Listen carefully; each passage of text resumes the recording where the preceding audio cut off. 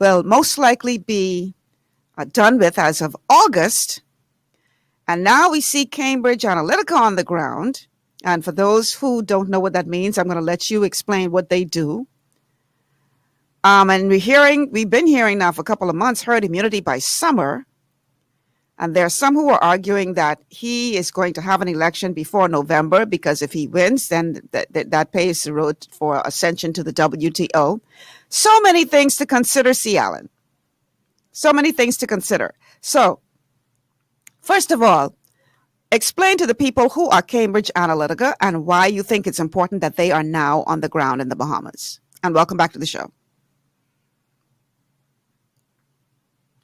Well, it isn't actually Cambridge Analytica. Thank you for having me once again, Michelle. Mm-hmm. And it isn't actually Cambridge Analytica. It's just that because Cambridge Analytica is no longer existent. Okay. But it's actually principles that was associated with Cambridge Analytica. They've been associated with Brexit. They've been associated, I think, another country. I don't think it's Algeria or something of that sort. So these are individuals, or have they formed another company, as far as you know? Yes. I went blank for a moment. Are you hearing me now? Or? I can hear you. My question was, are they here as individuals, or have they formed another entity? I'm just trying to get a full picture of who these people really are and what they're doing. The individuals, one of the major individuals is associated with the Cambridge Analytica, or the evolution of Cambridge Analytica into private entities now that advise governments around the world. Okay. And so these individuals, or individual is here in the Bahamas. Hold on a second. There's some kind of delay going on with you, because we can hear you fine. Okay. Let me just, until I change to another headset. These individuals are not from Cambridge Analytica, but they were associated with Cambridge Analytica. Okay.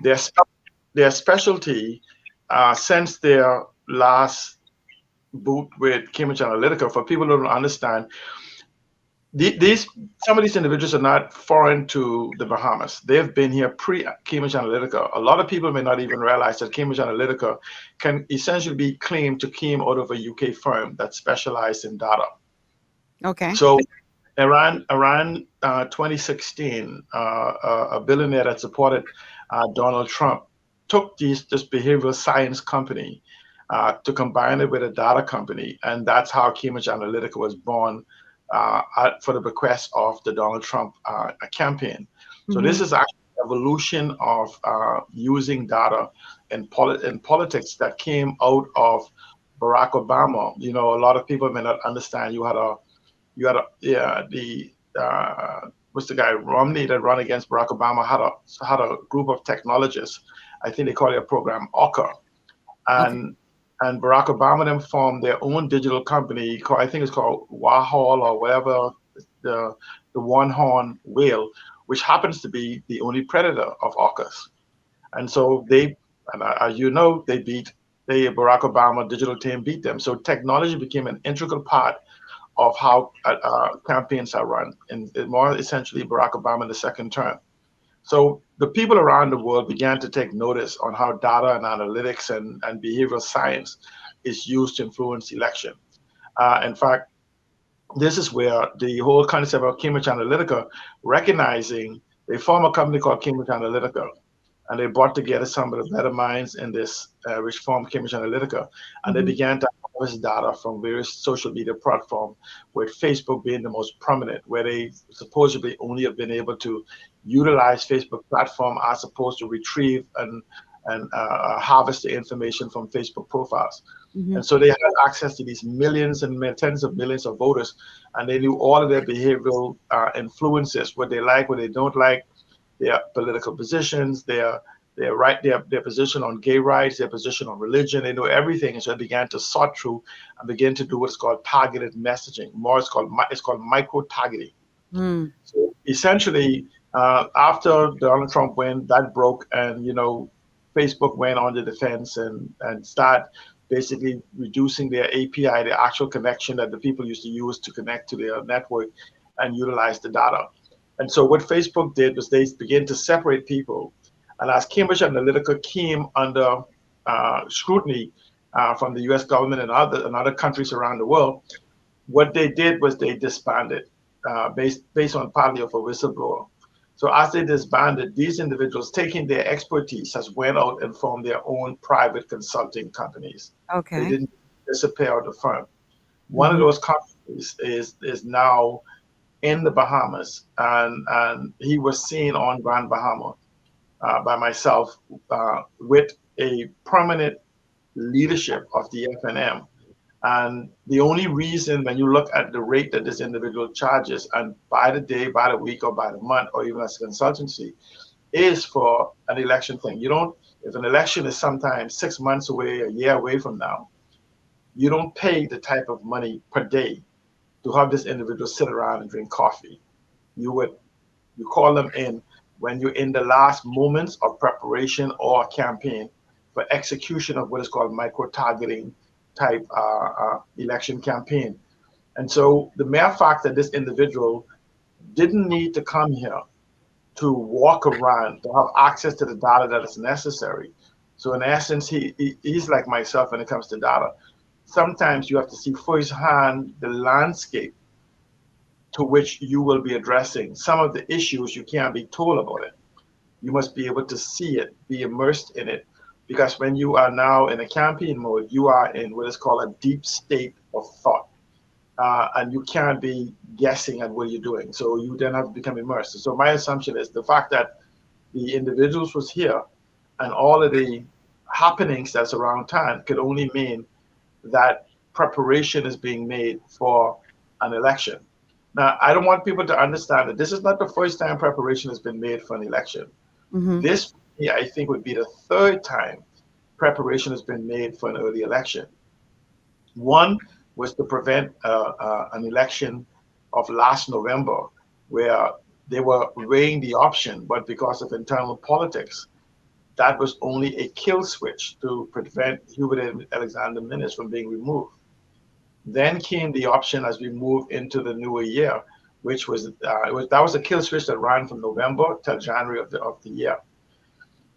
For those of us that are politically inclined, we think that that's the time that Minnis should have pulled the switch, and at the same time we were moving towards the environment we're in. He could have went at that particular time and borrowed big and hard to cover the budget. Instead, during the mid-year budget debate of earlier this year, a marketed presentation was made concerning the sovereignty of our or the integrity of our economy as we're moving forward.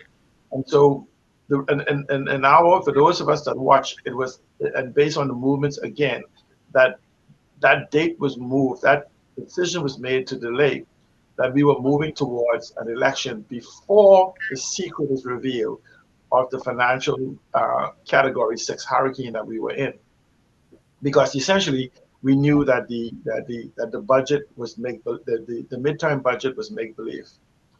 Now we move forward to March of the year, when after the midterm budget, or right then, they came back and began to disclose this black hole of financial black hole that we were in, failing to meet the requirements after borrowing billions of dollars, even meet our budget forecast of over $1 billion.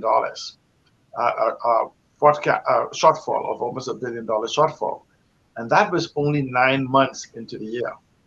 So the mere fact that then some preparation was being made, and we did a calculation again by movement on the ground. Again, these are what is called predictive analytics. Basically, it predicts a step an individual will take. It doesn't guarantee those steps, because the predictive analytics says, if this equal this, then you will have that. And so essentially, the closest we came to this equal this plus this plus this equal that was a May election date. Now, here's if people, and this is where people can base what they feel, what they think, what they believe, or what they was told. The media and the actions don't lie. We were now moving into this third COVID type environment, and the beginning of it was begin to peak.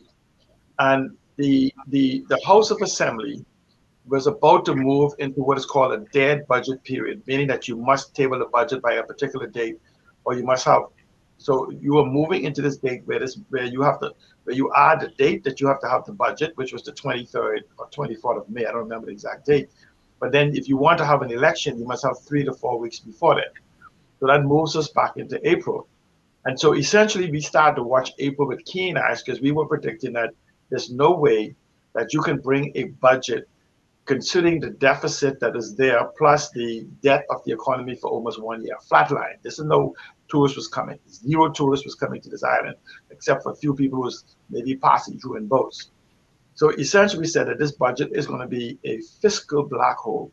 And the best way to hide from it is to actually call an early election and deal with it afterwards, as well as the mere fact that this fiscal black hole may require some hard decisions, with this cut back on spending and reduction of the civil service, which for any political party, it's a death nail from a political standpoint to say that you have to reduce your civil service by 20% or 30% or any amount of numbers, because they become the family. When you start talking with 42,000 people working for government in various incarnation of definitions, including government, what's called government corporations, telling somebody when you even get rid of 10% of them, it's as much as 10,000 families you affected. Mm-hmm. You can see the cascading effect from a political standpoint. But here's where, for those of us who was paying attention, during this period, the House of Assembly, almost the entire House of Assembly started showing up with COVID positive. In the middle of that COVID test, where they were in the process of suspending the House of Assembly, the Prime Minister ordered that extra seats be put into the House of Assembly. Now, we remember now the House of Assembly was spread out, where they got rid of the gallery, and they were allowing, so the MPs would not be close together. A limited amount of MPs were allowed in the upper chambers at the same time. Mm-hmm. But here it is that the House of Assembly is now full with COVID. Members have tested positive at home, et cetera, et cetera. The Prime Minister, on this particular date, which was the absolute deadline for him to call an election, he demanded extra seats be added to the upper house, meaning I want all of the members of parliament in the upper house on this particular date. Right.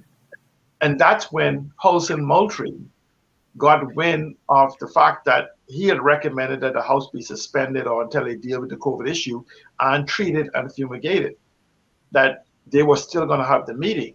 And so Hudson Moultrie had already given notification that he wouldn't be there.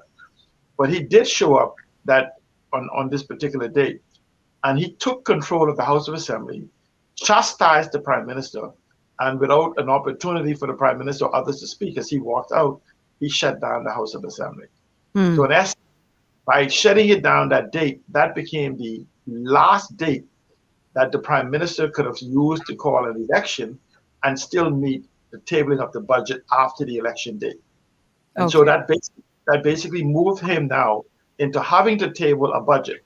So here comes this budget right now. So hold on. So what you're saying is that was not his original plan, but because of what the Speaker of the House did, that sort of threw what you call it? Problem. Yes, a wrench into it, knowingly or unknowingly. I don't think because the Speaker spoke on adding the extra thing. I didn't think that no one gave it any type of thought as why would you, before COVID was in the House of Assembly, you demanded that it be separated. But so you don't think that move was a chess move on the part of the Speaker? You think he just did that because he was annoyed? I think so, because the Prime Minister didn't give. If you were not outside looking at the data analytics, basically trying to predict what's next, what's now, and what's next, he did it. Now, if the Speaker did understand what was happening, it's a brilliant move of checkmating the Prime Minister, right? Because essentially he shut it down, and you had to think. Now, the Prime Minister himself could have still went downstairs and called the Provost Marshal, which happens to be the Commissioner of Police. But then it would have seemed as if though he was responding to Hudson Moultrie shutting him down that he ran and called an election. Okay. So the optics would not have been good for him once that happened, because it would be like, oh, Hudson Moultrie shut you down. And so you, like a crybaby, run downstairs and call a general election because he told you, sit down. So if Halson Moultrie had stuck with his original decision to not show up that day, would have been able to put the deputy speaker in the seat and still carry out the mandate that they wanted to carry out? Because essentially what the Prime Minister, Competent Authority, only wanted to do was to set up a grandstand explaining what was necessary and how he was going to do it and why he needs to get a fresh mandate. But now you just can't go downstairs and say, without coming to the people concerning for this great grand mandate, just go downstairs and says, election in 3 weeks, thank you guys, and vote for me. He needed a platform, an environment to create a message to build on. The message they're running with now is it's about your future. And so somehow it has to be an impetus to be like, boom, let's continue from when you speak or do something. And the best place to do it is from the House of Assembly. And so it kind of like shut the door at that particular time, which then moved us into what is called an economic crisis mode. Because he then moved into, because now that is impossible to call a budget. I mean, he could have still went that day, as I think as maybe as late as the next day, and still call it, but then he would not have had this grand platform to which to launch a political campaign from. It would have been almost like an ad hoc, that type of thing. So the last thing you want to do seeking leadership is to believe that you're working ad hoc when everybody's accusing you of not knowing what you're doing as competent authority. So what you're saying is that move by Harley Moultrie forced his hand to come and present this budget, which we all see right now is pretty much a black hole. Absolutely. This is a Category 6 tsunami hurricane that is sitting there. For those of us that crunch numbers and the financial accountings around, they would straight up tell you this budget makes no sense except it being an election budget. Absolutely, it makes no economic sense. Don't mind. I hear them talk about this lady in the Caribbean that speaks to about some good points she made, but nobody in the other Caribbean did this or did that or whatever. Let me give an analogy to this. That's an analogy of a murder scene, and essentially what you do is let's say the spouse of another give the person some sleeping pills and some painkillers, and then they stab them to death. And then the newscaster comes on it and says, look how passionate the spouse was. The spouse, the person who died, felt no pain. They were asleep and drug-free. They don't tell you that, by the way, after the pain, after the comforting, they were stabbed to death or will be stabbed to death and be juk up, as we call it. And so they says, ignore the blood. Look how compassionate the spouse was. They are giving them painkillers. They provided water, a warm bath, all those things. And somebody said, but what about the dead? I don't pay attention to that. Listen what the reporter says. That's where we are. We are in a crisis, an economic crisis. We are in a housing crisis. We are in a food crisis. We are in a health crisis. We are in a crisis of economic proportions, where families are living at below the poverty line. And we had no conversation on that. What we had was a selling of a budget that simply told us that the fact that no tourists came, that we were going to snap back. Mind you, the rest of the world is going through a third wave and some doing a fourth wave, that we was going to snap back to pre-2019 conditions. And in fact, they have marketed that they are now 127 million above previous thing. Now, here's the point, right? If in 2019 I took in $900 million, in 2020 I took in $50 million. So of course in 2021 I took in $200 million, which is less than the 900 million I normally take in, and I brag that I'm 125 million above what I took in last time. They didn't tell you that the normal is 900 million. Mm-hmm. They said, tell me we're not performing good. And they said, we're not a performing government and we're not on the way back for recovery. Well, you're still 80% away from where you need to be. And so you have these small marketed things and promises being made. And in fact, you have some things on the table, like Crisis Issues Grand Bahama as an example. Your show 2 days ago it made some excellent points. Mm-hmm. And I know, and I congratulate you on making the business news on that show.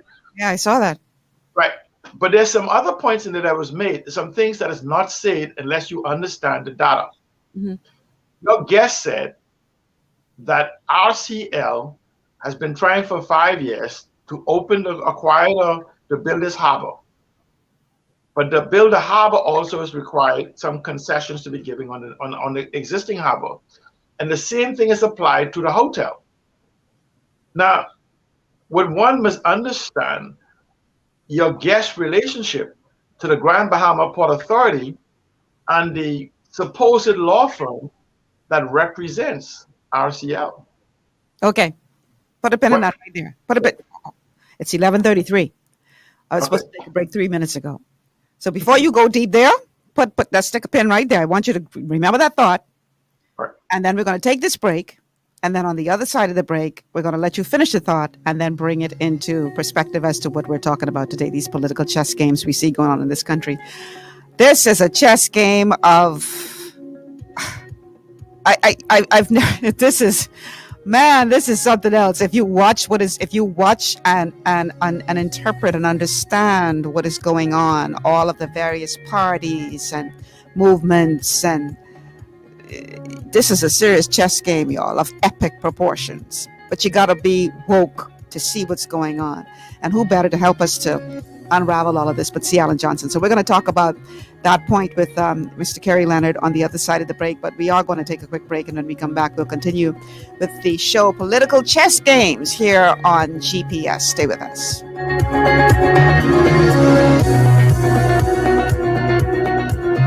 Excuse me. Good afternoon. Excuse me. Anybody have some American single dollars, please? What short are you going for, Ernie? Well, my mommy sent me to the cooler ice machine, but I only have Bahamian money. Oh, well, tell your mommy she laid it. There's take Bahamian currency now, child. You heard right. Cooler Ice Bahamas now accepts U.S. and Bahamian currency. So pull up to any of our locations and get your freshly bagged ice for as low as $3. A Cooler Ice machine is right around the corner. So visit us at Arawak Key, Montague Boat Ramp, Potters Key Dock, Superwash locations, Nassau Street, Gibbs Corner, Wolf Road, Prince Charles Drive, Charles Sanders Highway, Soldier Road, Carmichael Road, and our 4 new locations: Superwash, Carmichael Road West, BPSU Building on Wolf Road, Rolls Auto on Eastern South, and Joe Farrington Road, opposite Checkers Cafe. Cooler Ice Bahamas, fresh and ready whenever you are. The freshest wave of glory to hit the Bahamas. This is the all-new Glory 93.9 FM, where God is glorified and the people of God edified. For all your building needs, it's Carib Construction and Project Management on Gladstone Road. We build it all: schools, homes, hotels, and more, including structures requiring a Phase 3 electrical contractor. We also provide project management services. The first step towards your dream building begins at Carib Construction and Project Management. Call us at 376-1556 or 341-4466. Executive Printers is your one-stop shop for all your branding and customization needs. Letterheads, envelopes, business cards, invoices, share and gift certificates, rubber stamps, vouchers, funeral programs, brochures, flyers, banners, and promotional items like mugs, water bottles, mouse pads, and key rings, all with personable service and great quality. No project is too small or too large. For great turnaround and competitive pricing, make an executive decision. Call us at 393-5011. At Lee Air, safety is our #1 priority. Flying since 1996, we offer scheduled flights into Fresh Creek and Mangrove Key Andros and Great Harbor Key, Berry Island, twice daily, 7 days a week. Affordable charter services are also available to anywhere in the Bahamas and the Caribbean. Lee Air Charter Services. Call 225-3267, 702-7127, or 322-1317 for reservations.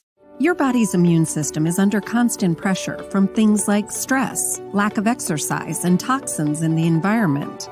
It's crucial to be proactive and support your immune system with the nutrients it needs to function effectively. But it's often hard to get these nutrients from food alone. Introducing fast-acting Zinc Plus Immune Support by Youngevity. Unlike zinc-only supplements, Zinc Plus Immune Support builds on the proven power of zinc and adds complementary nutrients to give your immune system extra support.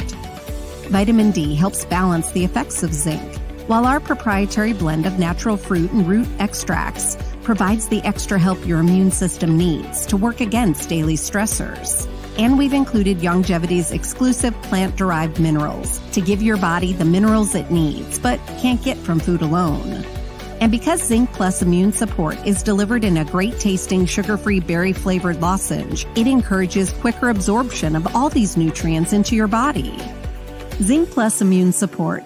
Zinc plus the extra support your body needs to promote a healthy immune system. To learn more, contact your Youngevity associate. This portion of GPS is brought to you by Alive. Alive. Believe in best. And by Tropical Gyros. Not just good food, it's an experience. Welcome back to GPS, Global Paradigm Shift on Glory 93.9 FM. I'm your host, Michelle Malcolm.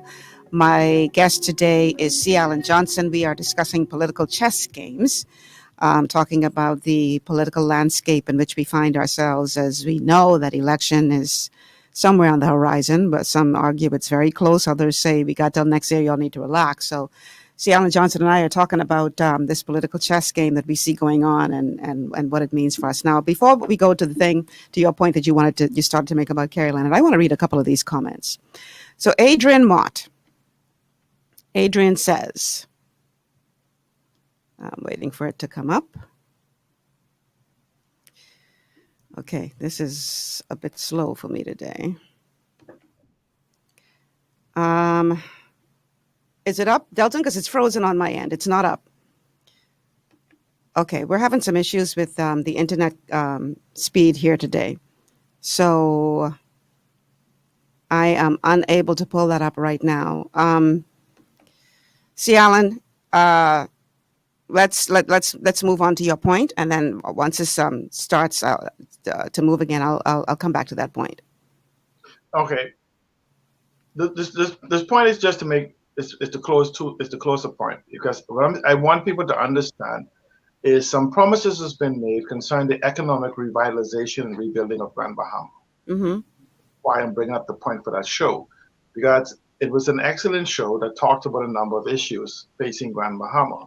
But if people listen with an open mind, he was talking about the very essence of the control of Grand Bahama, which is the Grand Bahama Port Authority, Hutchison Whampoa, and the government of the Bahamas. Right. Yes, it erects itself to Freeport, but by virtue of the harbor and the airport, it affects the entire economy of Grand Bahama, the decision made in regards to Freeport. And so when you have governments from previous administration that has made promise, remember now, he made reference to a bit of legislation that was passed by the previous administration that some says is good and some said is absolutely detrimental. It's a discussion that's open, and those of us on Grand Bahama have it often. So you have individuals in New Providence who may not understand the impact that Grand Bahama is so intricately involved in the economy of the Bahamas that it has on the entire economy. Mm-hmm. And so the debt of the beam and economy of Grand Bahama, you have to understand, if you are, before you got fired during COVID, you lost 30% of your income. And that's the Grand Bahama economy. And Grand Bahama economy is synergized with the Abago economy, which probably could be as much as another 20% of your economy, or even 15%. But in essence, if you even bring it down to combine at 40%, you cannot afford to have 40% of your economy disappear before COVID even arrive.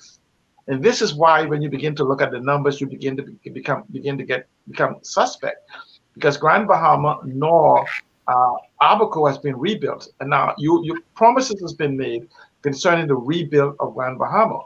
And the linchpin that they keep coming back to has been the hotel and the harbor, because all the other terrific things they bring about it is there.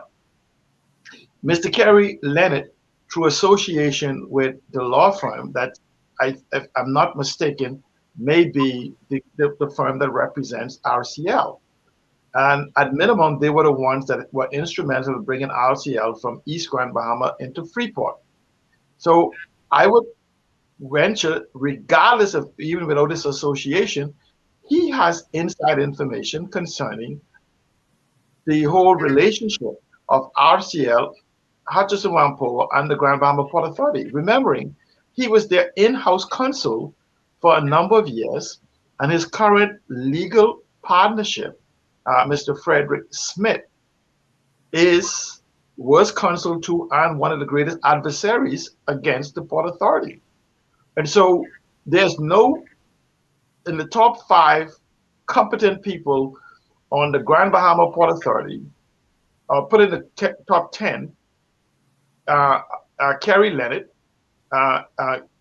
Maurice Glinton, Greg Moss, Frederick Smith, and very few others, including myself, actually have taken the time to know this document intimately, the pros and the cons. Do you notice I did not include any members of parliament in that? And I because they don't know this document.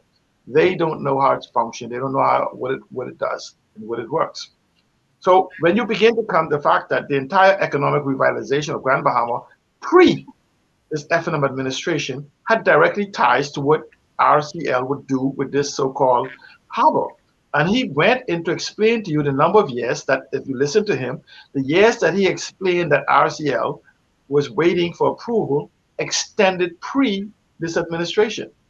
But this administration, entanglement is the new word, created an entanglement of the new harbor, of the new harbor to be built, as well as the hotel is now an entanglement in one big project, including our airport, which was dependent upon them getting the hotel, because you need airlift to get into Grand Bahama, and you need the other harbor, Freeport Harbor, as also a part of the pool for access to the Grand Bahama and its economy.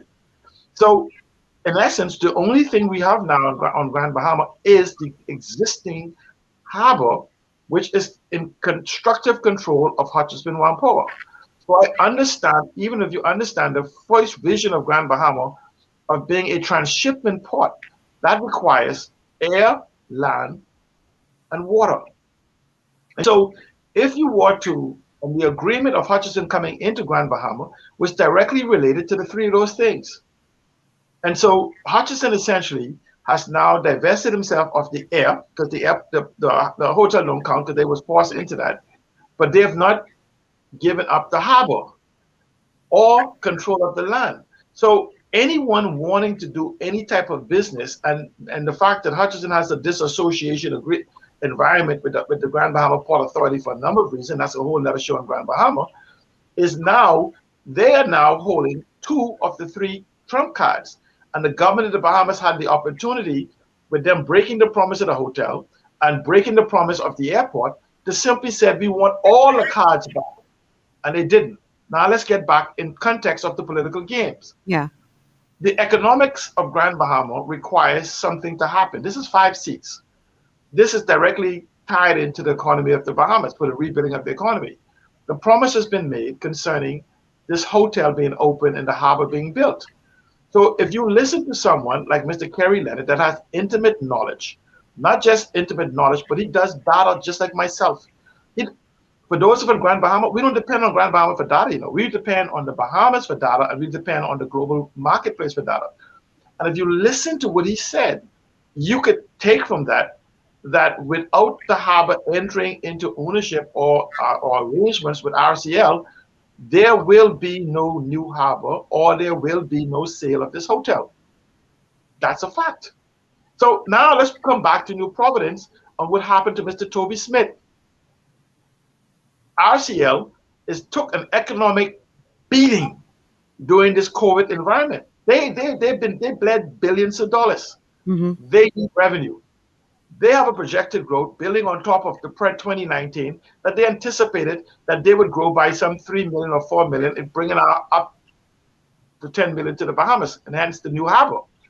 Now that you have 3 million or more customers, 50% or more of those customers, you need to create some new revenue stream, because looking at the economic landscape of the Caribbean and other places you go, there will not be normalcy for quite some time.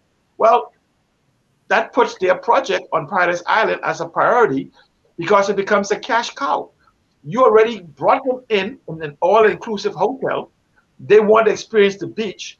So transporting 1 million or 2 million people across to the Paradise Island beach for an additional fee can add hundreds of millions to your bottom line. So hence, they went on that side, bought up the real estate, the housing real estate on that side, and coerced our government into giving them the part of the harbor for which the government already committed to Toby Smith for the rebuilding of the lighthouse. Why? Because the government is desperate for this hotel to close or something to happen on Grand Bahama. So you give them a lot, hoping they give you a little back. Wow. Called taking the hotel off your hand, so you can have the appearance of it being sold for what? For political purposes. It's a political chess move in cutting Toby Smith's throat, because it's directly related. And so the problem is, remember now, I want people to remember, this happened to us before. There's across the street from the Prime Minister's office, I think it's called Goldwyn or something of that sort. They came to Grand Bahama and they wanted their property across from the Prime Minister's office, and they wouldn't approve it. And they pretended like they wanted to get this hotel on the condition you give us approval for that. And as soon as they got approval for that, we saw the newspaper, they said, that hotel ain't worth $1. That's what they said. And they moved because they already got what they wanted in New Providence. Investors learn from other investors. Remember the most favorite condition on the Atlantis? So they simply say, well, this is their behavior, and this is how they respond. So they come back with the same routine. And the investors come to the table playing their own chess games. Absolutely. And again, it goes. This is all part of the political chess move with Crystal Cruises. I want people to understand it costs $2,000 for the 7 days on Crystal Cruises. I want you to now take 600 people on Crystal Cruises and times it by $2,000. You end up at $1.2 million for this trip. That's what Crystal Cruises is making for this trip. Then ask yourself, if Crystal Cruises, who have the people as a captive audience on the cruise ship, is only making $1.2 million, then how does the messaging that we're getting in the public domain that Bahamas will be able to make millions of dollars? Hold on a second now. The people that took all the money from the people has only made 1.2. They're gonna buy trinkets from you, drinks and conch salad and rent your beach chairs, whatever, and you will make millions of dollars from 600 people. What type of money Did they say how long it was going to take for the millions? Maybe that's the part we miss. And that's why we keep allowing. They have Bahamas can't count. You know, they understand when you have a person so broke, they get impressed by numbers. This is why when they come to town, and for the price of what we call furnishing a hotel in the U.S., they'll come to you and says, and we are spending $20 million. And Bahamas go, yo, 20 million. Oh, whatever. You go, well, that's what they paid to refurbish the dining room on their boat. And so, but we look at it as some major accomplishment because they've had us so broke so long, any amount of numbers sound ridiculous. This is why when they come to say, and we are on the crossroad in the front of C.V. Bella School is $1.2 million. And they go, oh, that must be a good crosswalk. Look at that number. And they play us with numbers because we don't have the data of relativity to say it's relative based on the investment.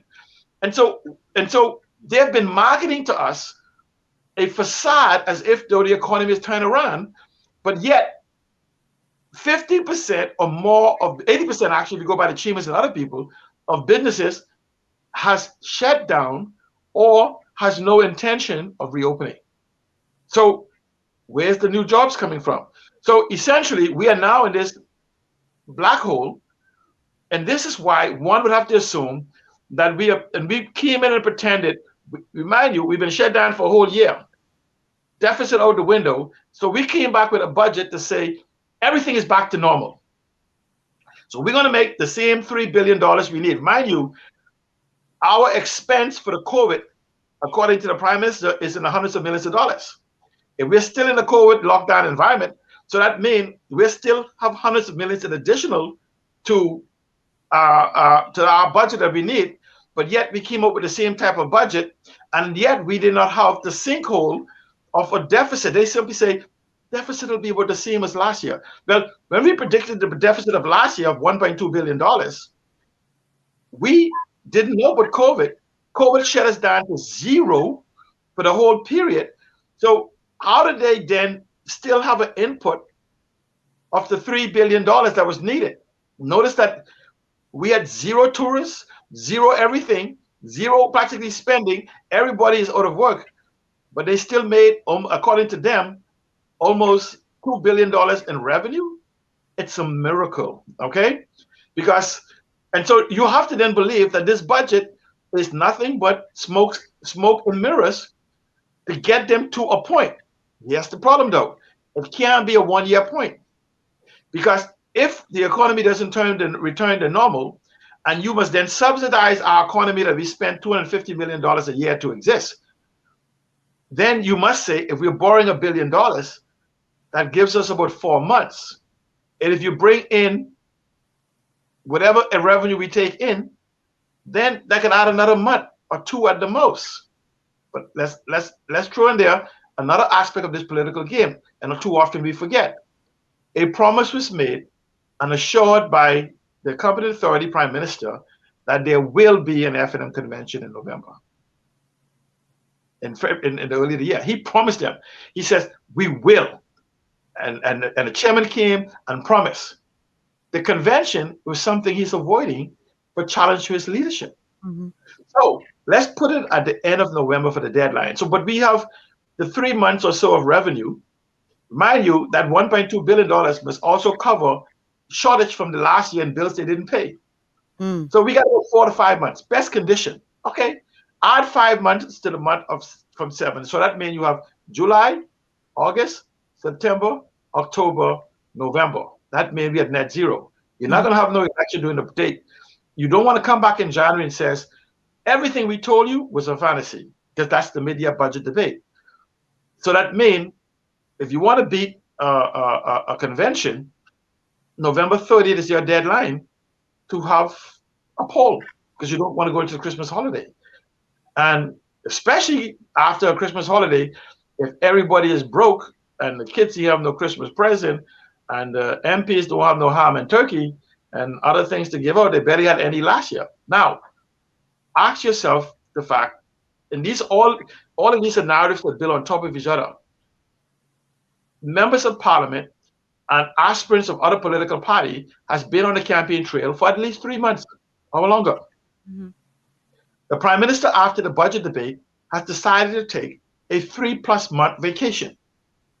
Mind you, we have an unfinished agenda where probably 75% or maybe 90% of all the promises to be made, transparency, accountability, freedom of information, anti-corruption, term limits, fixed terms, recall, I could go on and on and on. None of those things have been met in any type of substantive way. You would now have supposedly 12 months left in the legislative agenda, and you take 3.5 months vacation. You must be out of your mind. Remember now, let's go back to another statement the Prime Minister said. Prime Minister said, and this is paraphrasing, I lost a year to this, and I've now lost a total of 3 years of my 4th term. What you all expect me to do in a year? What you expect me to do in a year? And I said to the Prime Minister, well, if you're saying that you couldn't do anything in 1 year, and you only got 1 year left, what could you do? Except smoke and mirrors and promise a future. It's about your future. And remember, he also said, the prime minister also said, I know I ain't got to you poor people, who was the whole basis of my campaign. Remember what he said in the church? I came from poor. I know you guys. I know your pain. I know the environment, and we have to fix the problem. Mm-hmm. But I'm sorry, for the last 4 years, I have not even considered you, but I promise you in the next 5 I will. And so it begins to lay a theme. And the matter of fact is when we come back to the political games that we are playing. So here it is, you have the pressure of the economy. You have a looming deadline with a group of people who believe that they can win an election without you. Mm-hmm. November 30th or whatever at the latest is on your neck. Then what choice do you have? The one thing I know Hubert Alexander Minnis do not want is history to say, as leader of Her Majesty Royal Opposition, he was removed by his peers, not the people. He doesn't want added to that resume, as Prime Minister of the Bahamas, he was removed by his peers. Yeah, that will never happen in history. So would be making history for all the wrong reasons. All the wrong reason. He would go down, he would remember, you'll have an economy that died and tanked under him, regardless of the reasons why you may have explained. They will remember losing their homes, their cars, their health, and their country practically under your watch. And then there'll be justification as the question of the Jeopardy question is, who was so incompetent that they were moved before they became prime minister and doing prime minister and responsible for the collapse of the economy? So the best thing for history to do, the kindest thing for history to do for him, would have the people remove him. So he gets to say they made their decision. And then he gets to say, well, they thought the people could fix it and they didn't fix it and whatever. It becomes a deflection. So before he allowed his peers to remove him again, he would most likely choose to have the people remove him. The problem is COVID now, this new COVID, we had the 3, and now we had 3+. Because now, with all respect, when you hear the hospital coming out publicly and say our wards are full, we have no room in the inn, that and Doctors Hospital, and we send them over there, and remember they're significantly smaller than us, so these 2 won't be filled. We want you to get vaccinated. Come on down and get vaccinated. We don't have any left, but come on down and get vaccinated. So the question then becomes, if there is no apparent solution for our crisis, the only thing you could do is market a form of hope and move to a poll. And here's another problem. The emergency expires on the 23rd or 24th of August. Mm-hmm. So essentially, without vaccination, the Delta variant in the country, more deadly, more quieter, and more contagious than anything else. You go to a school and you say to the school, this school is too dangerous to put 25, 30 students in a classroom. So you multiply the schools we have, and it don't add up to 200,000 voters. You just said this school is too deadly to bring people together for a fraction of that, 50,000. But you'll say, I want an election and I want this COVID, everything else. Come on down and vote in this medical crisis that we're in.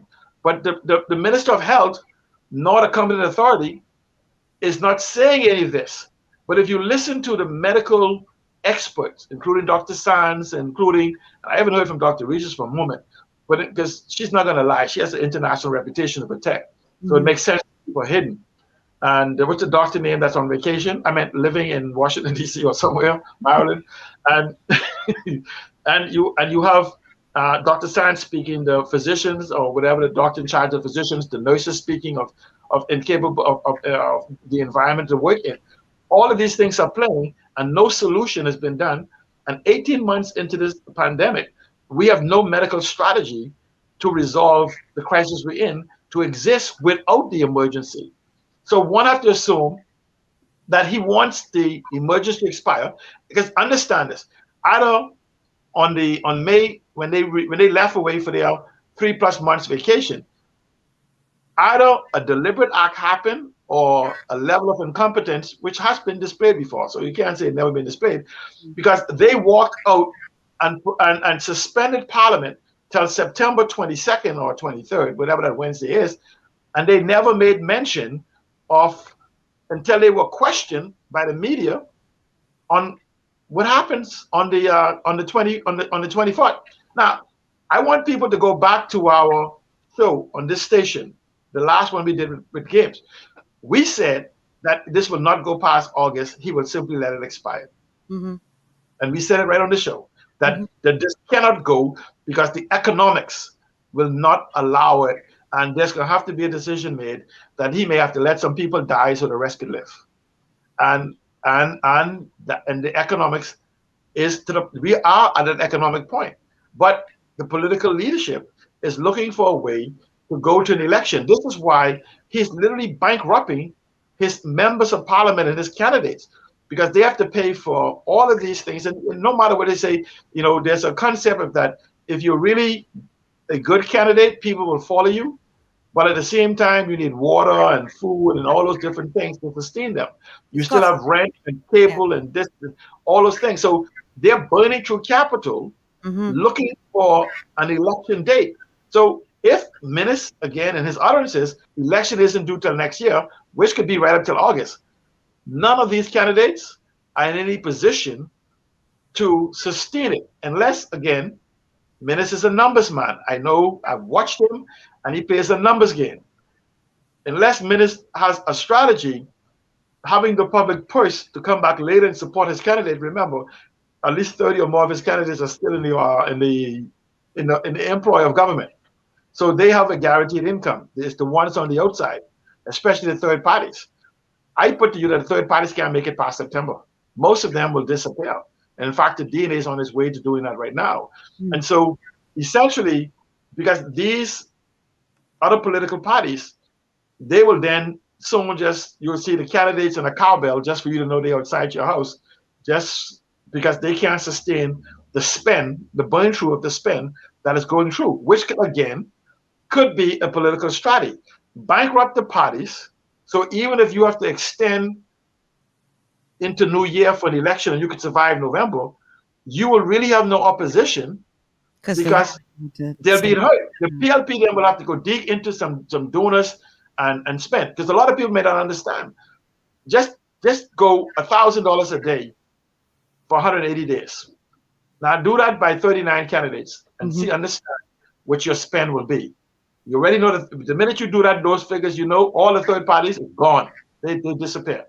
So in essence, you then make it a mono fight. And again, I wouldn't put this, this could be another political strategy, because Minnis may be a lousy leader, but he's one of the best politicians I've seen in this country for a long time. He's very good. Either he is good or whoever he has advising him is a genius when it comes to being a politician. Right. It's the leadership. It's that leadership gap. And because Minnis lives in this state of paranoia, he can't even bring people around him who could probably help him, because he never know, they may flip on me. They may not do it the way they're supposed to, so I can look bad. And so he's lived in this state of paranoia for the last 8+ years of his leadership position. And so he's governed, and this is why COVID has given him an excellent opportunity to become an authoritarian, to basically a supposedly benevolent dictator, to basically protect his position. And this is the most comfort. And so when you go to the House of Assembly, listen to when he's talking about everything else. He goes, on the budget and whatever. Listen what he says. I say you can now stay until 12 o'clock. I say you now can come in groups of 10. Whenever he's supposedly giving you some right that you had before, he took it away from you, he gets so enunciated, so done. But when he's talking about everything else, he's calm. And he just looks for the rest of the group and says, okay, guys, I expect beating on the desk. Another sidebar. I said an important part of the debate. Wait. It's 12:06. We got to take a break. So let's stick a pin in that. Let's take this commercial break. And then we're going to talk about on the other side, in addition to the point that you were about to make, we're going to talk about this COVID-19 pandemic response plan or lack thereof, and what that is going to translate into as it relates to our political landscape. Because as you will see on the other side of the break, there are other territories who have a definitive plan as to what life will look like on the other side of the pandemic. Here in the Bahamas, not so much. And we have to question now, how are they going to reach this herd immunity they've been talking about? Because they've been telling people to come get the vaccine, but now they ain't got no vaccine to give them when they come. And so now we're starting to hear little inklings about natural immunity. This is so convoluted, it's crazy. But we're going to talk about all of that on the other side of the break. So stay with us. This is GPS. We'll be back after these words from our sponsors.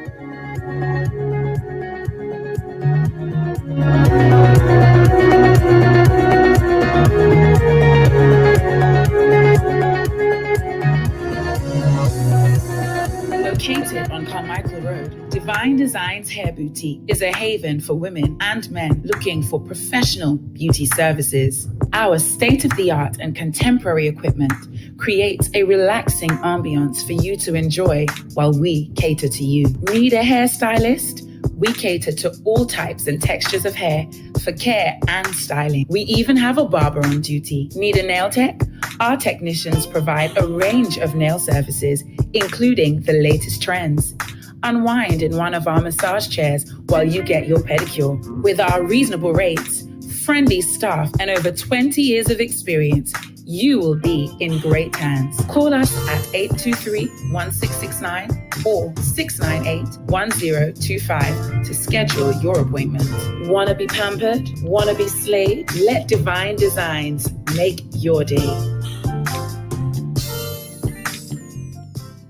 Looking for an extraordinary junior high school with caring, qualified staff and affordable tuition?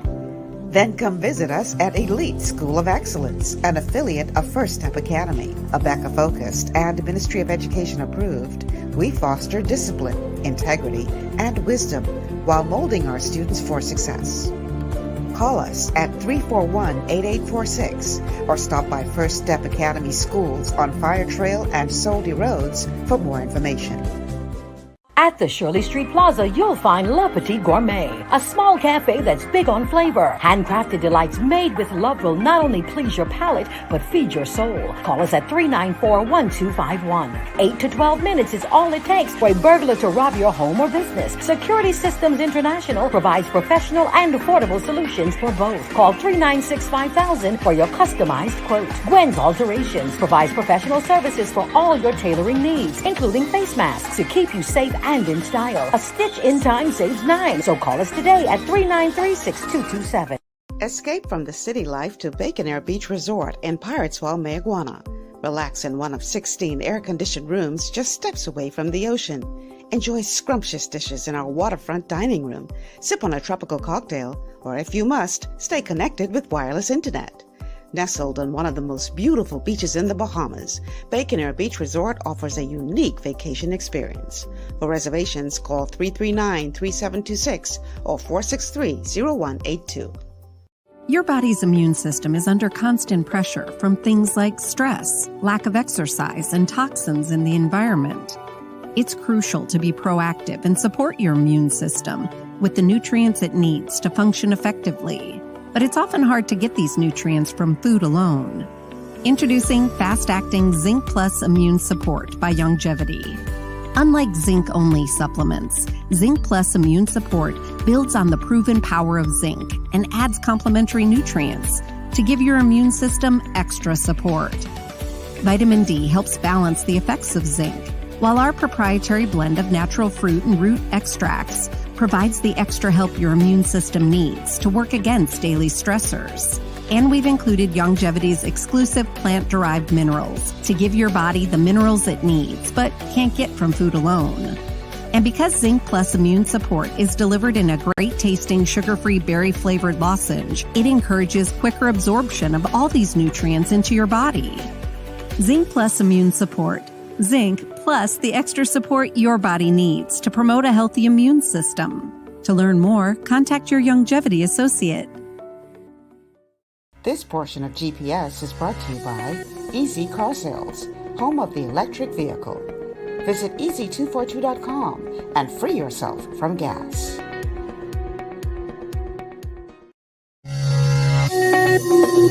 Welcome back to GPS, Global Paradigm Shift on Glory 93.9 FM. I'm your host, Michelle Malcolm. My guest today is C. Alan Johnson. We are talking political chess moves, looking at the political landscape and all of the maneuverings that seems to be going on, whether it be from the competent authority / prime minister, or the official opposition, or all of the various third parties, or the independent candidates. There's so much going on in this chess game that if you are not paying attention, you could miss a lot of subtle moves that are happening. At the end of the day, though, the question will be, who will be the one standing and saying checkmate?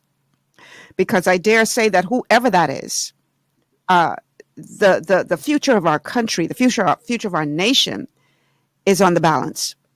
And we have to ensure that we as a collective, we as those who will make the determination as to who will govern this party moving forward, we make some educated, informed decisions, that we do away with the emotions that often get involved and the tribalism that has really dictated what our political landscape has looked like for the past several decades. And we make some sobering decisions based on the future of this nation, because it really will boil down to that. I think this election is perhaps the most important election that this country has faced since its inception. And I don't know if Seattle agrees or disagrees with that. But this is a moment in time for the Bahamas. And whichever direction we decide to go in is going to impact us significantly going forward as it relates to the future of our nation. So prior to the break, we were talking about the pandemic, the response to the pandemic. For a long time we were hearing, we have to get back to herd immunity because we have to open the country again, and we got to get the tourists to come back. So we need herd immunity. So take the vaccine, take the vaccine, take the vaccine, take the vaccine. I'll throw you a party. You can go inside and eat in restaurants, all that stuff. Take the vaccine. Now we're hearing we don't have sufficient vaccines in the country. And they in the process right now, I know this government like to borrow, but boy, we borrowing vaccine now. Yeah, right? And the vaccine would be paid for in your reach yet. And so now we're running out of vaccine. So you telling people come get your vaccine, but then when they reach, you ain't got no vaccine to give them, right? So now we're starting to hear a little sip here and there. Between the vaccinated and the natural immunity, we're going to reach. They rejected that before. They rejected that in the beginning. You had to have this vaccine. Now all of a sudden, natural immunity is just as good, which we knew all along, right? But now all of a sudden they flip the switch on that. They change the narrative on that. So now because they realize, okay, number one, we ain't got enough vaccine to give everybody. Number two, many people ain't on our run with this vaccine. So now we got to reach this herd immunity at all costs. And I dare say not because of the economy, but because we got to go to an election.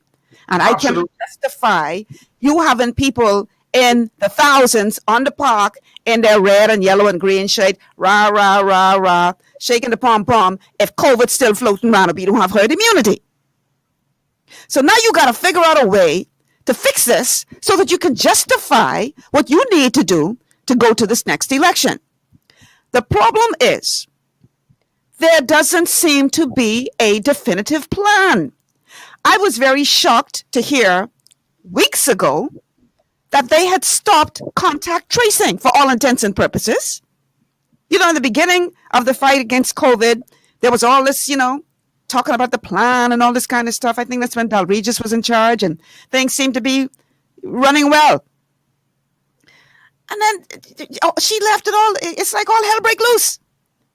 And then you didn't hear much apart from people saying things like, well, I came down with COVID and nobody, called me to find out where I've been. And everybody in my house had it. Yeah. So then we eventually find out that they stopped contact tracing, I guess, because they wasn't paying the people who was doing the contact tracing, and eventually they must have said, hell with this. They never had contact tracing. They never had it. They never had it? Well, that's even worse. So the problem is, it is painfully obvious that there is no plan. Now, I'm going to play a clip. This is a clip of Boris Johnson from the UK detailing the plan that they are now putting in place as it relates to, as he put it, living with COVID. Let's go to that clip, please. So, again, without preempting the decision on the 12th of July, let me set out today our 5-point plan for living with COVID in the hope that it will give families and businesses time to prepare. First, we will reinforce our vaccine wall, reducing the dose interval for under 40s from 12 weeks to 8, so that everyone over 18 should be double jabbed by the middle of September, in addition to our autumn programme of booster vaccines for the most vulnerable. Second, we will change the basic tools that we have used to control human behaviour. We'll move away from legal restrictions and allow people to make their own informed decisions about how to manage the virus. From step 4, we will remove all legal limits on the numbers meeting indoors and outdoors.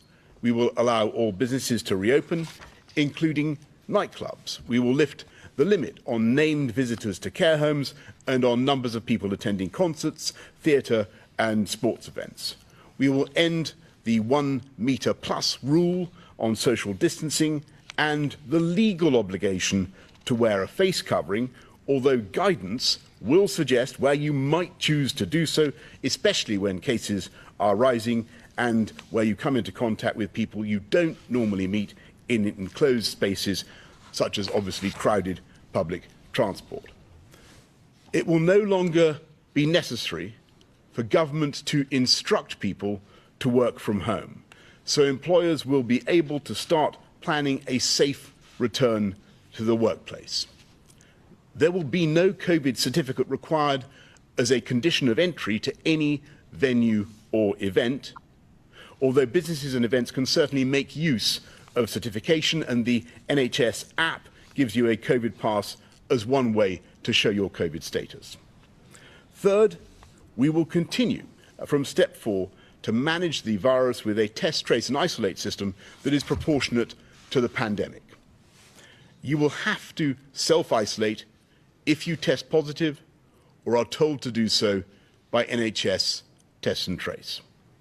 But we're looking to move to a different regime for fully vaccinated contacts of those testing positive, and also for children. And tomorrow, the Education Secretary will announce our plans to maintain key protections, but remove bubbles and contact isolation for pupils.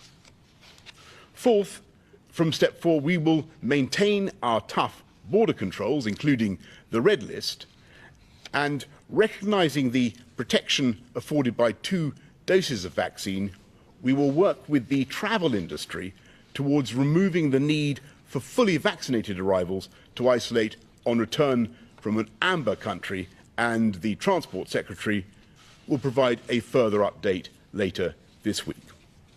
Last, we will continue to monitor the data and retain contingency measures to help manage the virus during higher risk periods such as the winter. But we will place an emphasis on strengthened guidance and do everything possible to avoid reimposing restrictions with all the costs that they bring. Okay, so you may agree or disagree with some of the proposals that that they are coming up with, but the bottom line is they have a plan, and this is what is sorely lacking here in the Bahamas: a lack of a real plan. But yet we know that achieving this herd immunity is extremely important for the country to move forward, whether it be because of economic reasons, which is what they are touting, or because of political reasons, which I believe it is. Or maybe it's a combination of both. So without a clear plan, C. Allen, where does that leave us? And what do you believe these political entities will do moving forward towards the next election? the number one person we should be demanding an actionable, accountable, measurable plan from is the current competent authority. Mm-hmm. And we don't have one. And good or bad, we absolutely don't have any response. When you talk about the so-called natural immunity, Mm-hmm. without testing, how can we know who has the natural immunity to give us an accurate count? Now remember, Right. out of those tens of thousands of people we vaccinated, we may have double vaccinated them, or triple vaccinated them, because if they had natural immunity and we went ahead and vaccinated them anyway, Didn't we need it. basically did vaccines. I mean, if Wasted. you had wasted, that we could have given to people. Yeah. An actionable strategy would have been to basically know the status of all vehements in the country, all persons in the country, then isolate the most vulnerable with our particular sicknesses that want to voluntarily come forward, the high blood pressure, hypertension, overweight, diabetes, whatever it is that we say is the most vulnerable, to allow those individuals to be protected because they would have less viability if they were to test COVID, not because of the dangers of COVID, but the effect that COVID in combination of their comorbidity would have on their body. Mm-hmm. And so all of these were things that we could have done over the last 18 months. But by using technology with 400,000 people, having a contact tracing, we would immediately know exactly who has been exposed. And this is where the whole concept of the constitutionality of this lockdown comes into play. Because there is quarantine and then there's isolation. The word quarantine under the Health Emergency Act says that you lock away people who have been verified to have a communicable disease. Mm-hmm. And isolation is that you would mandate separation of those individuals who have been exposed to persons with those diseases. But we've been locking down everybody. Okay? And then on occasions, we've given them, on top of the lockdown, we've added isolation to them if we say you've been exposed to somebody else. Mm-hmm. Or if you're positive, we've been putting you in isolation as opposed to quarantine, because quarantine takes you away from any type of public domain. We've had people who have had COVID who test positive. They basically send them home to an environment where others have not tested positive, to tell them, take care of yourself and stay away from them, and don't use the same bathroom, don't breathe the same air in the same house that you're in. It's another A word I don't want to use because of the station. Please. What I'm just simply saying is that we have had no actionable strategy since this COVID has begun. We have not utilized any technology. I know data, I see it, I know technology when it's used. They cannot present to me any technology, or to the public, any technology they've done for real contact tracing, because that collapsed upon itself. Remember, one of the principals from Alive had brought a copy of a contract tracing that he had bought from somebody else, and we have not heard from that. That has collapsed upon itself. And so we have what we have is a voluntary. They said, see, Alan, can you remember? I think I went, because I don't know when I caught COVID. I don't know whether it's a 1-day window, 3-day window, 4-day window, 5-day window. I don't know when the fact when I present myself for COVID, because we have no real contact tracing, am I really in day 1, or am I in day 13? And I went to all of these places in day 13 over the last week or 10 days or whatever. Yeah. And so anyone claims you have contact tracing, say you're a liar. Okay, we have a call on the line. Caller, welcome to GPS. Good morning, Michelle. Good morning, Seattle. How you doing? Afternoon. It's good. Afternoon. Sorry. My goodness. Yeah. Yeah. Michelle, I'm glad to know that you're continuing basically the discussion from yesterday, because this really is a problem. There's something in the minds of everybody. My question to you both is, let's say, just hypothetically, if the PLP were to win the next election, I'm wondering if anything would change. You know, if the mandate will change, if this will continue. I mean, you're talking about the contact tracing, for example, which is extremely disorganized. I had a good friend of mine that took the PCR test and got his diagnosis was positive, of course. Most of the time, it usually is. He came by the house to stay with us for a couple of days, and no one came around to check up on him. About many people have had to go home, quarantine off their job, not even a call, let alone any kind of concern whatsoever, and so on and so forth. Until a few times, a few folks that could afford it will take the PCR test, get a positive, and then a day and a half later they take another test and they get a negative. You see, so it's causing mass confusion until the customer officer came on the live Facebook and he explained having the same situation happen to him. If you can afford to get 2 PCR tests, then you'll understand what it's all about. The people who can't afford to have a PCR test, they're getting sent home right away. No money is coming in. They have dependents, so it's really not making any sense. The thing about it is that no one's really saying anything this silly season about the emergency order continuing the world mandate, obviously, for everybody who signed up and whatnot. It almost seems like a never-ending cycle if we're ever going to come out of this, because based on the information I'm getting from a number of people in the medical field, that BM has already taken the vaccine. My question is, in your belief or assumption, whether anything will change even after election? All right. That's my question. Thank you so much for calling. C. Allen, how are you going to tackle that? Yeah, the players will change, but the game will remain the same. And, because, again, where's the support structure? Let's say, for instance, we take 39 FNMs and dispose of all of their candidates and bring 39 other individuals. The question is, who does what? Who advises whatever? Yes, you have some influence of the MPs, but the support team remained the same. The ideology remained the same. And the message is the same. You think now that all those doctors and nurses and all the advisors to the government would now say that we didn't believe what we believe, but now we with you on this, and this is the new position we take, and everything we told you for the last 18 months was wrong and influenced by political pressure or whatever. They're not.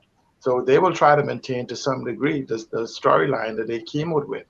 So there's going to be no rapid change except from the people. That's going to come from the demand of the people. And so it brings us back to the point that you said. This election is one of the most important in our history, not just for the choices we make, but for whatever we do beginning the day after the election. We must move into a period of accountability. We have allowed ourselves, especially over the last 18 months, to become docile and quiet while we've been literally stripped of our constitutional rights with literally no end in sight.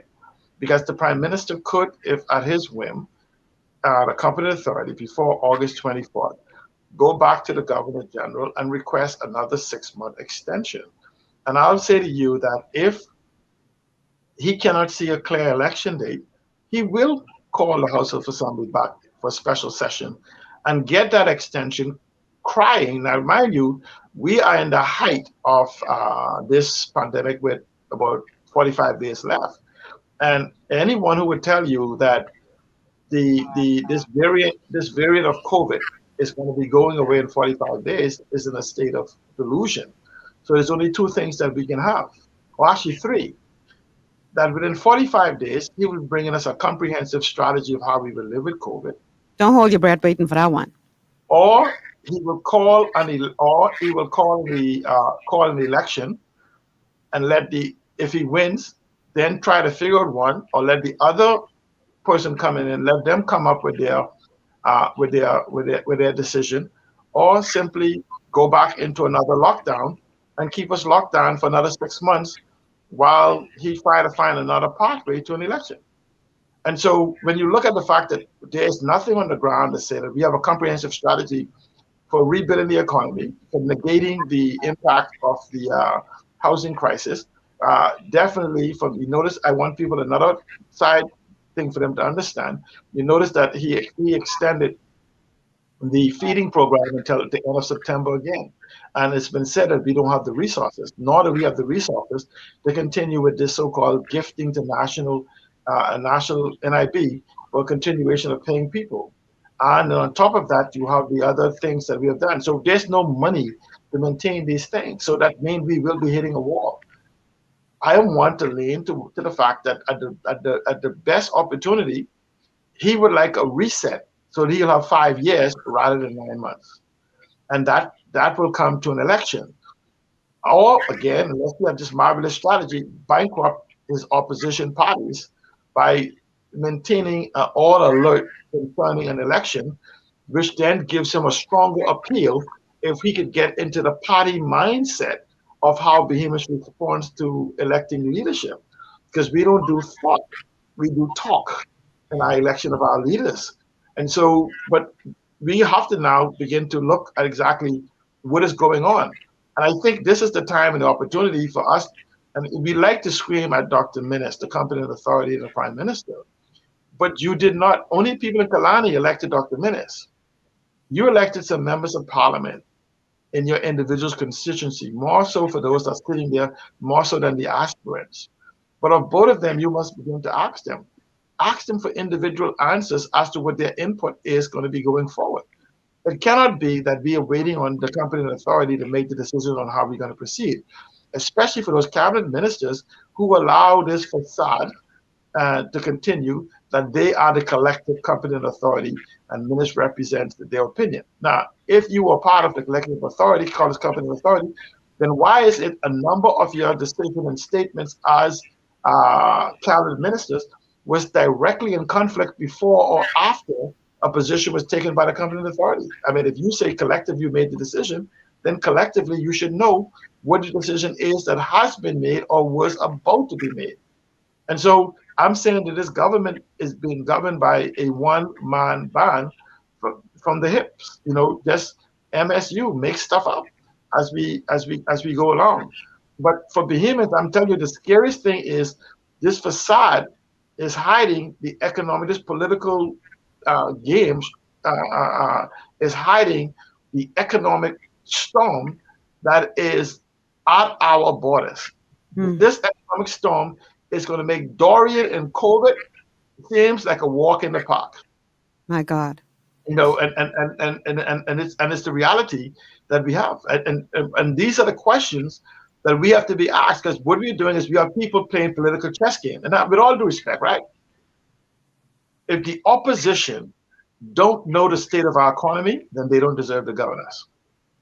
Because they're basically saying they will be going in on day one with a total disconnect of our economic reality, and they have a plan to fix it. It says you can't manage what you cannot measure, and you cannot measure what you're incapable of acknowledging or seeing. So the question then we have to ask, why isn't the opposition speaking to it? That is also a political chess game. And that political chess game is very simple.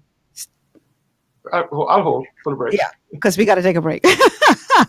Remember, that's the point that we're picking up with. The political chess game being played by the opposition. I'm dying to hear that. All right, y'all. Wow, time is flying in this show. We're going to take our last break of the show. And then when we come back, we're going to continue the conversation on political chess games with my guest today, C. Alan Johnson. This is GBS. Stay with us.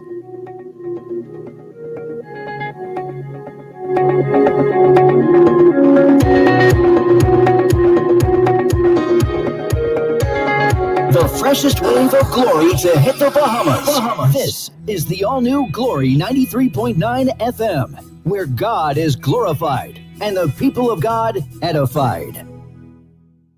Ocean blue is the best in seafood, hey, hey. Fresh out the water and affordable too, yeah. We got fish, conch, lobster, shrimp, everything you want. Ocean blue got it. Ocean blue, friendly and clean, best service you ever seen. Ocean blue is the best in seafood, yeah. Fresh out the water and affordable too, yeah. Ocean blue seafood, we are here for you. Ocean blue seafood, no one else will do. Ocean Blue Seafood, located on Burnett Road. Contact us at 393-2160. Understanding your microbiome, also known as your gut ecosystem, can change everything you thought you knew about nutrition, digestion, immunity, and metabolism. Keeping your gut ecosystem healthy and balanced is essential. Ultimate Microbiome by Youngevity was specifically formulated to optimize this ecosystem. It provides the advanced support your gut needs through prebiotic, probiotic, and postbiotic supplementation. Our unique blend of probiotics includes Lactobacillus and Plantarum, healthy bacteria that can help prevent harmful bacteria from taking over your gut.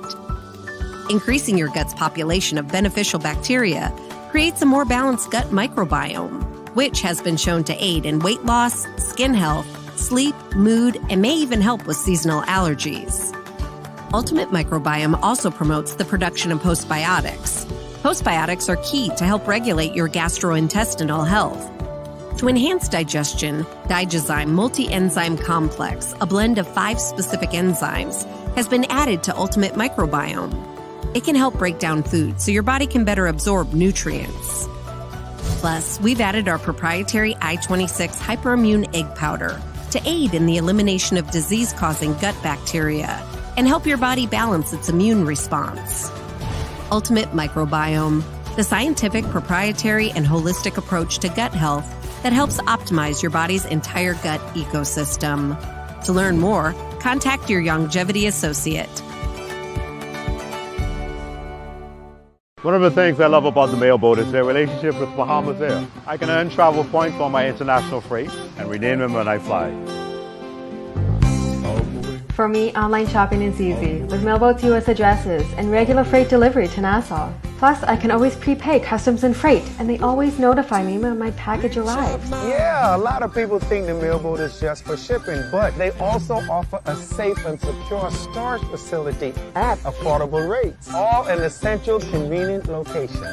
We also offer passenger service into Freeport multiple times per week with a seating capacity of over 450 persons.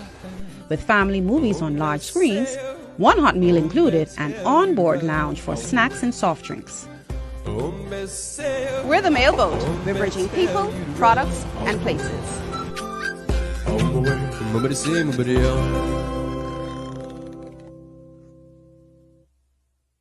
To stay healthy, it's crucial to make sure you get the nutrition you need every day. But it's difficult to get all your recommended vitamins and minerals from food alone.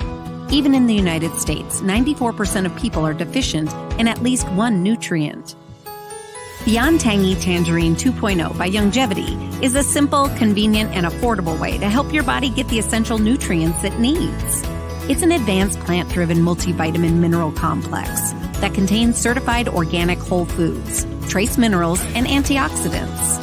BTT 2.0 supports your body's natural defense system with a proprietary blend of energy-boosting and body-loving nutrients, plus prebiotics, probiotics, amino acids, and enzymes that support digestion. With an unusually high ORAC score of 8,000, you get even more antioxidants to help combat free radicals that can cause damage to your cells. But to get the most benefit and value from any multivitamin, your body must be able to break down the nutrients so you can fully absorb them. Otherwise, they'll just pass through your system without doing any good. Beyond Tangy Tangerine 2.0 was specially formulated with synergizing cofactors to ensure you get maximum nutrient absorption. Beyond Tangy Tangerine 2.0 is the easiest way to give your body the balance and complete daily vitamin mineral supplement it needs for optimal support of your overall health. To learn more, contact your Youngevity associate. This portion of GPS is brought to you by Tiki Bikini Hut at Junkanoo Beach. Great food, cool tropical drinks, and family fun in the sun. And by BMP Liquidators. High-quality furniture and home goods at very reasonable prices. And we are back. Welcome back to GPS Global Paradigm Shift on Glory 93.9 FM. I'm your host, Michelle Malcolm. My guest today is C. Alan Johnson. And C. Alan Johnson and I are talking about political chess moves. What is happening on the political landscape on the eve of elections. We know that we are months away from an election. How many months? Depends on who you ask. I've been hearing October is the month. but then I also heard that June was the month. So it really depends on who you talk to as to when people believe that this election is going to happen. But it seems that we know for sure we're closer than we have ever been. The question is, will he pull the trigger early, or will he drag this out and use up every single day that he has at his disposal? So let me read a couple of comments, and then we'll go to the point that you started to make, Cialan, about the opposition and their role in this chess game. So Tracy says, what also makes this crazy is the fact that the vaccine is said to only protect for 1 year or less. So making the vaccine the way out, then what happens next year? Do we continue this circle of crazy? Anton says, the young people of the nation will decide this election. They are registering, but the question is, will they come out in large numbers to vote for these political parties to win? There must be a get out the vote campaign focused on the youth. And again, Jamila says, come on now, it's freezing up on me again. It says, the lives of the Bahamian people is no game. All right, Cialan. So prior to the break, you started to talk about the opposition moves that they're making in this political chess game. Boy, we have a caller. Let's take the call, and then we'll go to that point. All right, caller, welcome to GPS. Hi, Michelle. Hello. And hi to your guest. Mm-hmm. Yeah.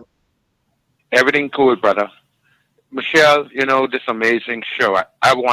This is what I want to say today, and I'm going to be brief because I really want to get back to hearing what this great Bahamian, this awesome, amazing Bahamian is saying, and have been saying for so many years.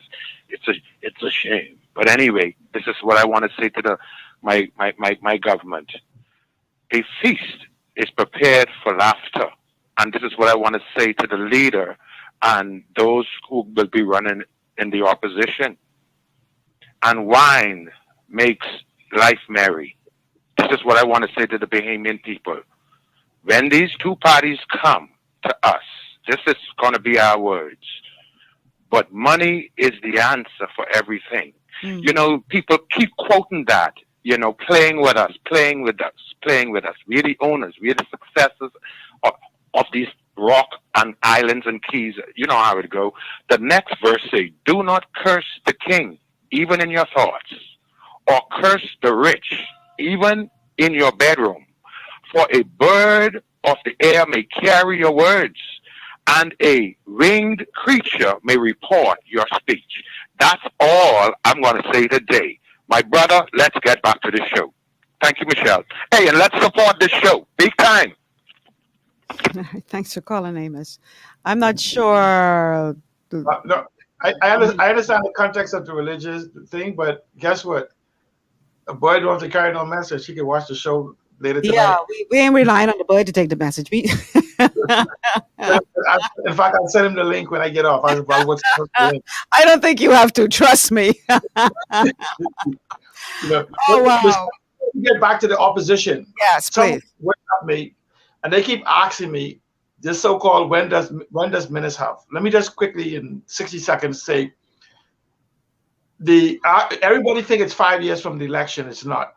Mm-hmm. It is 5 years. The Prime Minister has the option of setting a date for an election up to 1 day before the 5th anniversary or the 5th anniversary of the first sitting of the House of Assembly after the election.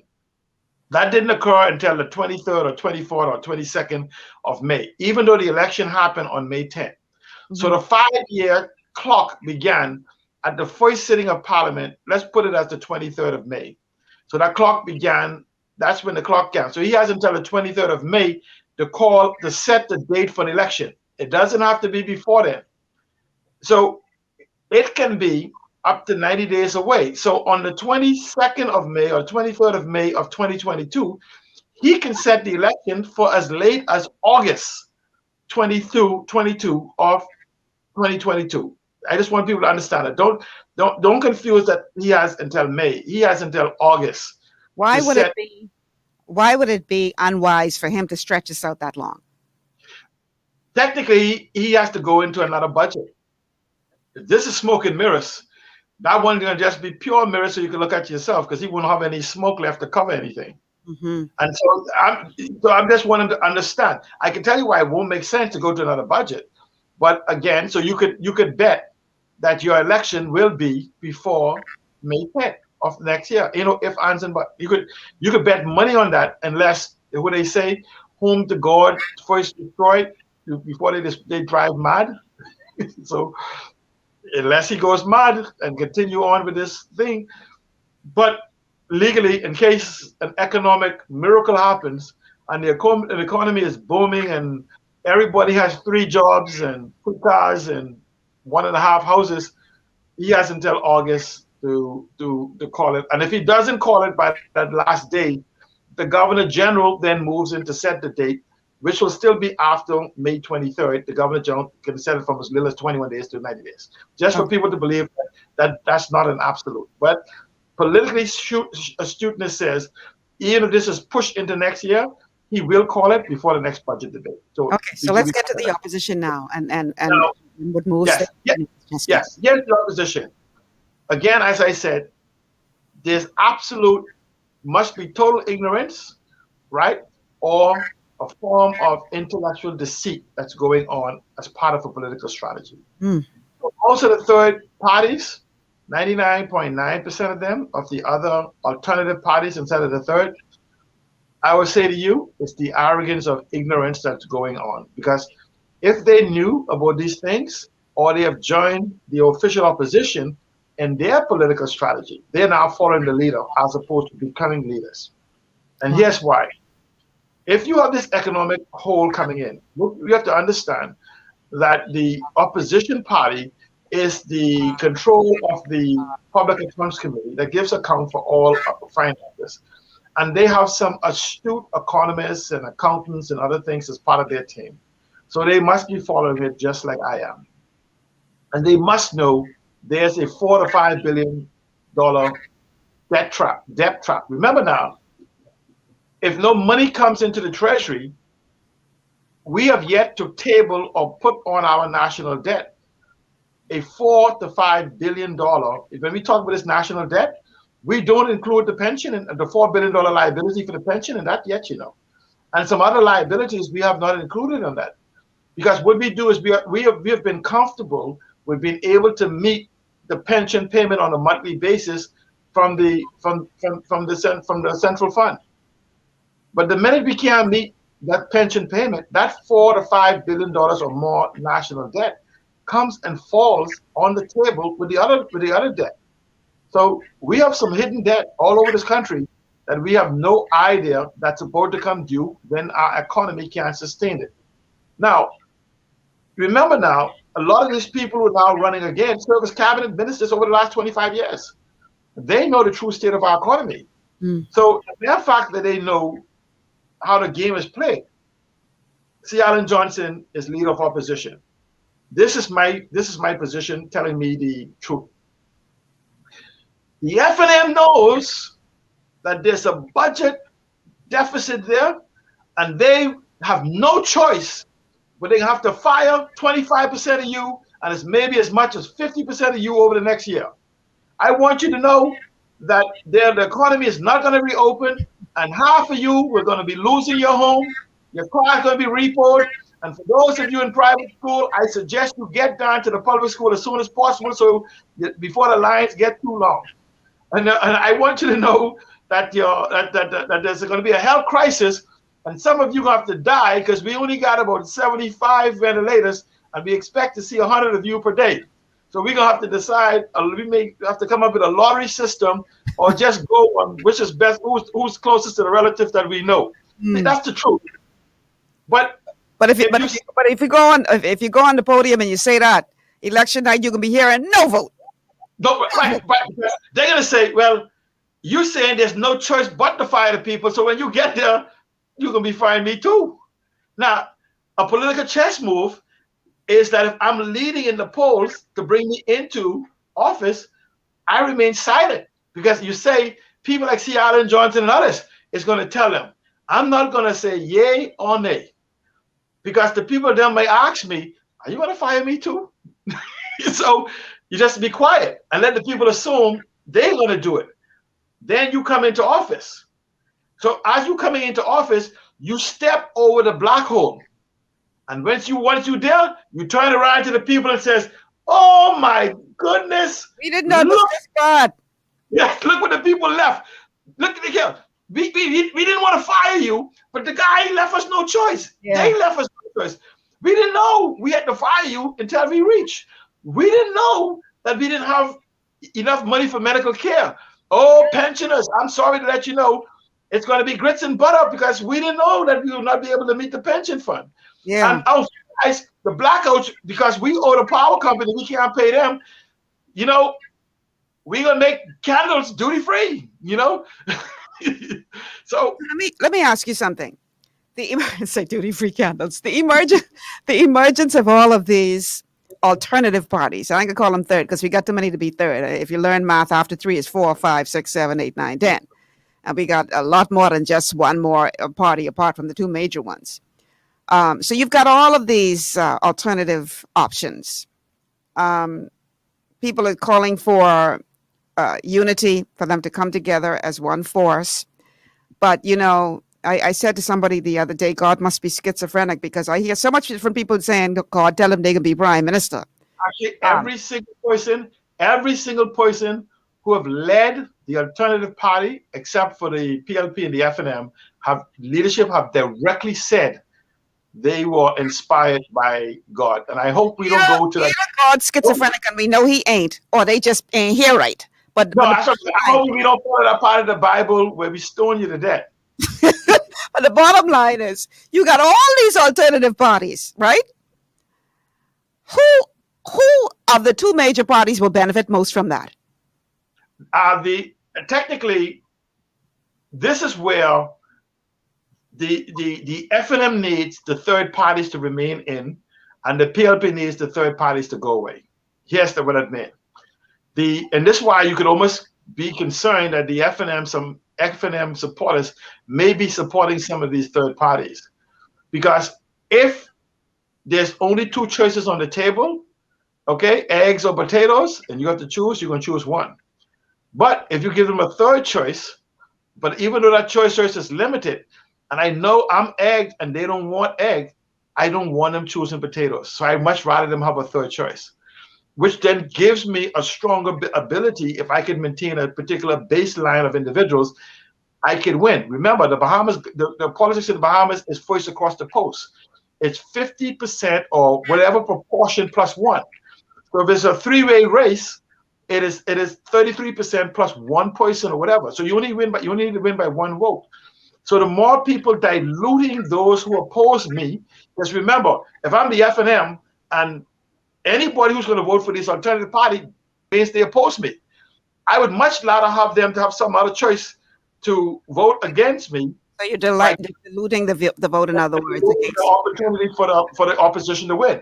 The opposition wants them gone because essentially the opposition is cut in two ways. If they don't like our leadership, then they will probably vote for the other people out of complacency. So kind of like it's a balancing act that both parties may need a third party force, but the government party itself needs them more so than the opposition does. And I would say, looking at what's here and the condition, I would say the opposition need the third parties to go away for their strength to come, because those individuals are basically decide anything but minutes. Remember how we got here? Anything but Christie. Anything but Christie. That's Now we are here with anything but minutes, and this is why you have a strategy of the opposition is to remain quiet, because we on our way. All of us may not make it there, but we will have sufficient to become government. We on our way, and then we'll act surprised when we get there as to what we have to cut and slash some of you. Absolute madness. But of us, we have not taken an active role in knowing about governance and demanding answers in real time. We have become a complacent, subdued, submissive populace. And this is why it is important that more important than our voting is what we do the day after the election. This is where it comes back to the power of the people is and shall always be greater than the people in power. And so they are employees. And so if we collectively in our constituencies take possession of our members of parliament and hold them accountable, so whatever they say in parliament represents our views, we will then have control of parliament the way it should be. And then we can demand of them laws, policies, and programs instead of this handouts, jobs, and whatever else. Because once we know there's no jobs, they must now create. And then we'll move away from the foreign direct ownership where we give away land in exchange for jobs. Give me your house and I'll make you and your wife the gardener and the maid, to one of foreign direct investment where money inflows so behemoths can own the economy. And rather than sitting around saying, this guy is going to bring billionaires here who's going to bring $10,000 each, and he's only going to take $2,000. He's going to encourage them to spend the $8 with you. That's called a fantasy. Final question. You have a lot of people who are watching this show, listening to the show, who may be undecided, because we know that there are those who are members of the tribe who aren't going to part with their colors no matter what. But I believe you have more people who are just disillusioned and really haven't decided one way or the other which way they're going to go. And then we have this huge pool of young people who are going to be voting, many for the first time. So, you know, my question is, this has got to be confusing for the average voter, particularly the young voters. Under 35, yes. Yes. The majority. What should voters be looking for, asking of candidates when they come knocking on their door? Instead of being distracted by all of the political chess moves, and we only have 2 minutes left, so don't go on too long with this, but what do they need to be asking for, looking for, demanding from the persons who are offering themselves? The first thing they need to do is become absolutely selfish. Make it about you. And then you begin to question them, because I see some alternative candidates in the independent column and some facade of independence, meaning they've taken on some blankets of them third party. If you begin to vote for individuals that can answer your questions and who's willing to become accountable to you, you can then begin to hold that power over them afterwards. But do not buy into the tribalism. You must look for individuals that you personally think you could go back and hold accountable, who will not put their loyalty to the party above yours. Look for people rather than parties or personalities, and you could actually be able to take back your country. Ending with this comment from my pastor, Ellison Greenslade. Hey, Pastor Greenslade, says, how does that hold true with the results of the last election? The government lost even though we had a strong third-party DNA. Just answer that real quick and then we're out of here. Answer, because what we had is parties rather than solutions. Nobody talks to the future. They talk about the problem. They don't talk to solutions. And they're still not doing it. The problem is our absence has allowed this to happen. And I'm simply saying to you, this is a good opportunity for leadership in the country to galvanize the people and take our country back. Wow. Where did the time go, C. Allen? Time done gone. I mean, I know you talk long, but even you weren't so bad today. Yet, but it is what it is. It is what it is. Listen, thank you as always, man. I can always rely on you to bring some good stuff. So thank you so much for being on the show today. It's 1 o'clock, guys. Thank you, Cialan. We'll talk soon. It's 1 o'clock. Got to get out of here. Tomorrow is Friday, so you know what that means. TGIF. Thank God it's Friday. We're going to have an open line show where you're going to have an opportunity to speak your mind and get whatever's bothering you off your chest. Always exciting on a Friday. I'm Michelle Malcolm. Thank you so much for joining us, and have a good afternoon, everybody.